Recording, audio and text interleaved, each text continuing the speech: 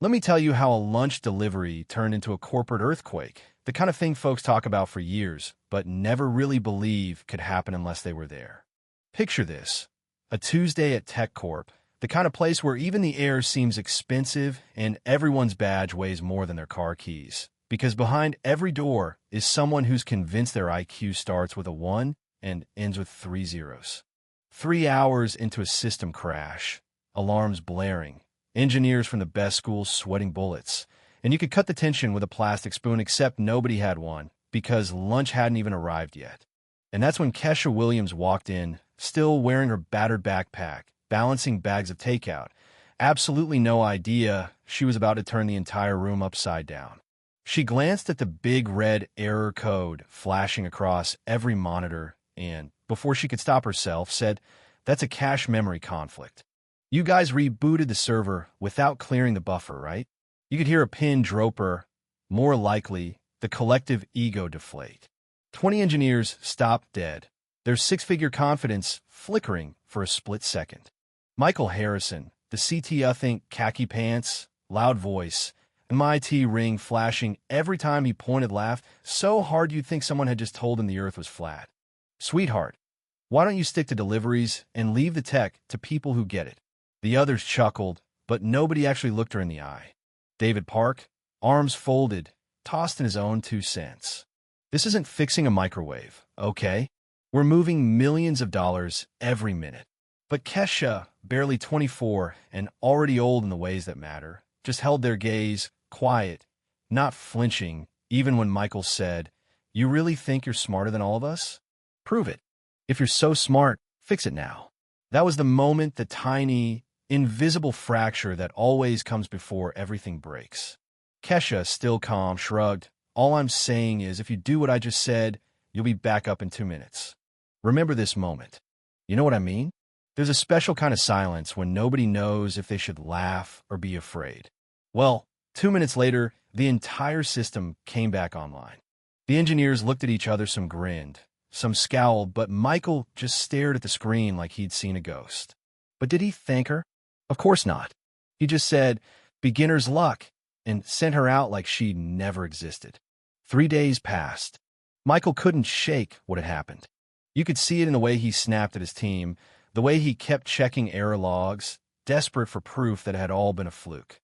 David did a little digging, found out Kesha was a dropout from a third-rate college, worked 3 jobs, lived with her mom on the east side. Typical, Michael said. People like her don't know when they're out of their league.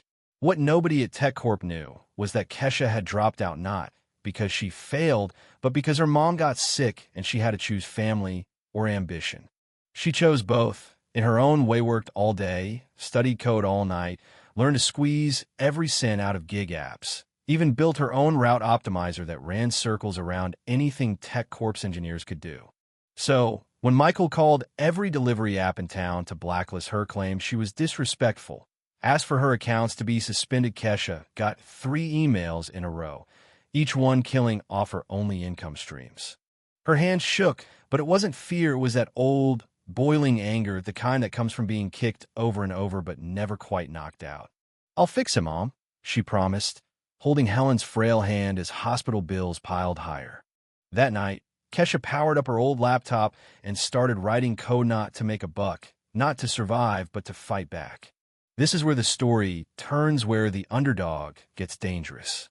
While Michael crowed to his board about discipline and natural order, one of his own team, Jennifer Chun, quietly recorded his bragging. Jennifer, who remembered Kesha from that chaotic day, remembered the look in her ice-scalded sleep. She tracked Kesha down, sent a message. He lied. "I have proof. Want to talk?" Over coffee, Jennifer shared the recording and, more importantly, a list of every major TechCorp client. "Michael's been making decisions with his ego, not his brain," she said.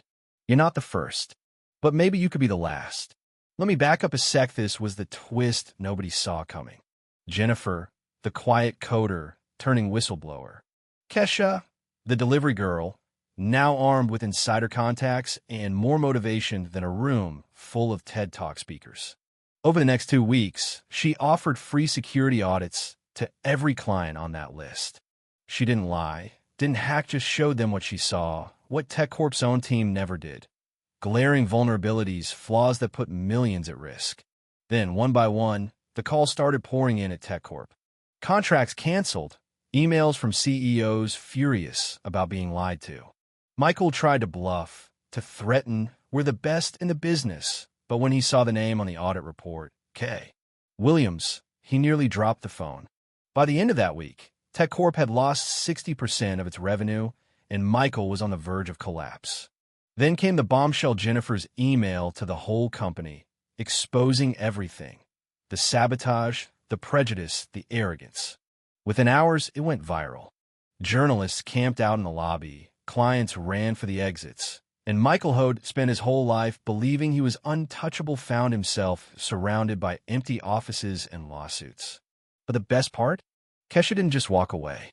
She walked in hired by the board to conduct a full security audit, flanked by a lawyer and reporters. Michael tried to bluster, "You can't be here," but nobody was listening. Kesha calmly opened her laptop, ran through every error, every missed fix, every dollar lost, her voice steady, her evidence irrefutable. "Competence has no color, no pedigree, no zip code," she said, not with anger, but with certainty, as if she was finally stepping out from under a shadow that had followed her since she was a kid. Jennifer quit on the spot and joined her. The old guard at TechCorp was swept out, left to stew in their own mess. 6 months later, Kesha sat in her glass-walled office, sunlight spilling across her desk. Secure Code Solutions had grown faster than anyone imagined, fueled by clients who finally understood that talent can't be bought or bullied. Her mother, now healthy, sometimes dropped by with coffee and a proud smile. Michael? He was a ghost fired, disgraced, the poster boy for everything wrong with the industry. His name, once a ticket to any job, was now poison. Even his old friends avoided him. Nobody wanted to be tainted by the stink of his arrogance. You know what the most poetic part is? Kesha never once set out for revenge. She just built something so good, so true, that it made every gatekeeper obsolete. She became the keynote speaker at the National Tech Conference where Michael once ruled, her words echoing what everyone in the room had learned the hard way. Real innovation comes from the outsiders, the overlooked, the underestimated. And when the old system finally crumbles, it's not a tragedy, it's the start of something new. So, what do you think was justice served?